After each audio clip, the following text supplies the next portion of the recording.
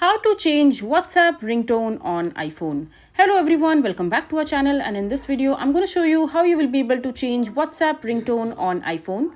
So first of all, just simply open the settings in your iPhone, and after that scroll down. You will be able to see the option called sounds and haptics. Just simply tap on it, and after that scroll down again and click on ringtones.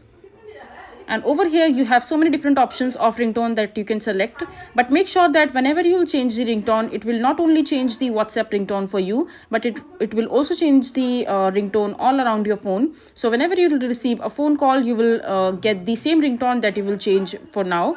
So for example, you want to change to the classic one. I'm going to use the bell tower one, and it will give me a review first, and once you're okay with the ringtone, you just simply have to press on it and your ringtone will be changed. And after that, whenever you will receive a phone call on your WhatsApp or any video call, this ringtone will be there in your phone. So yeah, this is basically how you will be able to change WhatsApp ringtone on iPhone. I hope you find this video to be helpful.